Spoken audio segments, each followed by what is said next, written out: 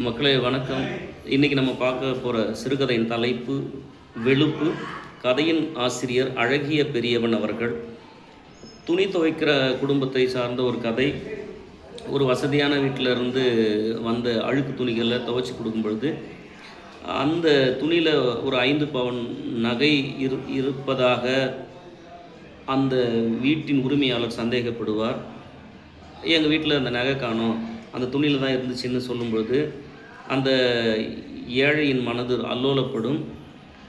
அந்த துணியை கொடுத்தவர் ஒரு வார்த்தை சொல்லுவார், இந்த 5 பவுன் நகைக்கான பணம் கொடுத்துரு, இல்லைனா அதுக்கான தண்டனை நீ அனுபவிப்ப அப்படின்னு சொன்னோடனே இரவு முழுவதும் அந்த ஏழைக்கு உறக்கம் இல்லாமல் திருடியாவது அதை கொடுத்துடலாமா அப்படின்னு சொல்லிட்டு வீட்டை விட்டு ஓடி போயிட்டு ஏதாவது கழுதை ஆடு திருடி அந்த கடனை அடைச்சலாமான்னு திட்டமிட்டு ஒரு 2 ஆடு 2 கழுதையை இரவில் ஓட்டிகிட்டு வரும்பொழுது அங்கே இருக்கக்கூடிய இளைஞர்கள் பார்த்து உடனே அவரை அடித்து காயப்படுத்தி, அப்புறம் அதில் ஒருத்தர் ஏற்கனவே இவரை தெரியுமேன்னு சொல்லி விசாரிக்கும் பொழுது தனக்கு நேர்ந்த கொடுமையை சொல்லி, அப்புறம் அவர் இதுக்கெலாம் இதுதான் நீ திருடி தான் இது பண்ணணுமான்னு சொல்லி அட்வைஸ் பண்ணி அவர் அனுப்பிச்சி விட்ருவாங்க.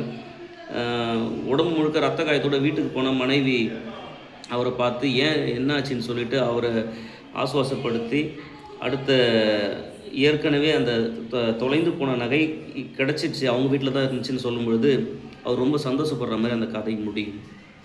குற்ற உணர்ச்சியால் ஒரு ஏழை திருட போயிட்டான். எத்தனை ஏழைகள் குற்ற உணர்ச்சியால் தற்கொலை செய்து கொண்டிருப்பார்கள்.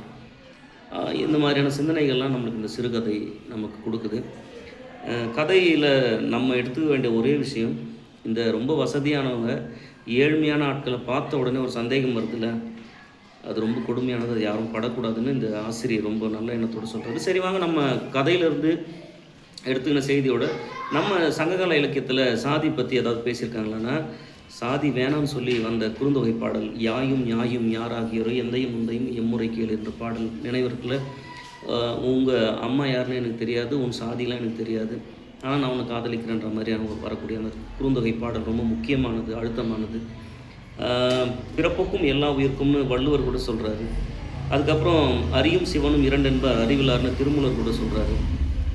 அதெல்லாம் விட உச்சகட்டமாக சித்தர்கள் பறைச்சியாவதேதடா பணத்தியாவதேதடா இறைச்சி தோல் எலும்பில்லை இலக்கமிட்டு இருக்குதோ பறைச்சி போகும் வேறுதோ பணத்தி போகும் வேறுதோ பறைச்சி பணத்தி இருவரும் பகுந்து பாரும் இல்லை சாத்திரத்தை ஓதுகின்ற சட்டநாத பட்டரே திரைத்து வந்தபோது வேதம் உதவுமோ நட்டகல்லை தெய்வம் என்று 4 பட்பம் சாத்தியே சுற்றி சுற்றி முணுவென சொல்லும் மந்திரமேதடா நட்டகல்லும் பேசுவோமோ அதனுள் இருக்கையில் சுற்று சட்டி சட்டுவும் கரிச்சுவை அறியும்.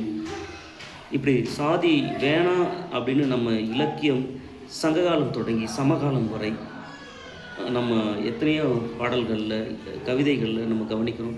அம்பேத்கர் அவர்கள் ஒடுக்கப்பட்ட மக்களுக்காக அவர்களுடைய தேவைக்காக அறிவியல் ரீதியாக ஆய்வு செய்து வரைவு செய்யப்பட்ட அந்த சட்டம் தற்போது வரை அந்த ஸ்காலர்ஷிப்லாம் சொல்கிறாங்க, அந்த மக்களுக்கு போய் சேருது.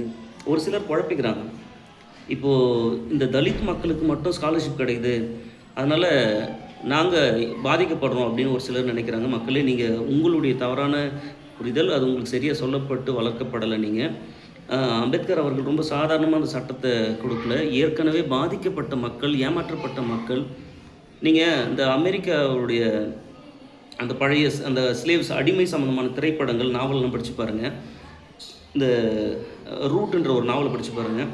இந்த அமெரிக்க மக்களை ஆப்பிரிக்க மக்களை கடத்திட்டு போயிட்டு அடிமைகளாக விற்கப்பட்டு 7-8 தலைமுறைகளாக அவர்களை ஏமாற்றி அங்கேயே அவர்களுக்கு படிப்பு இல்லாமல் பொருளாதாரம் இல்லாமல் அவங்கள அடிமைய சங்கிலியில் கட்டப்பட்டு அவங்க தலைமுறையே வீணாயிடுச்சு. அப்போ அந்த மக்கள் ஒரு எஜுகேஷனில் மேலே வரணும்னா எத்தனை தலைமுறை எடுக்கும்?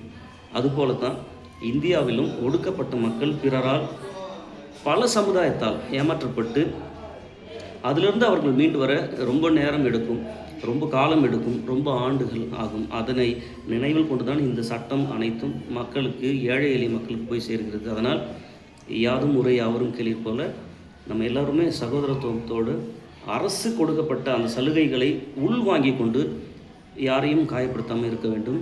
அதே நேரத்தில் எல்லாரும் நம் நண்பர்கள் தான், நண்பர்களுக்குள் சாதி பார்க்கவே கூடாது.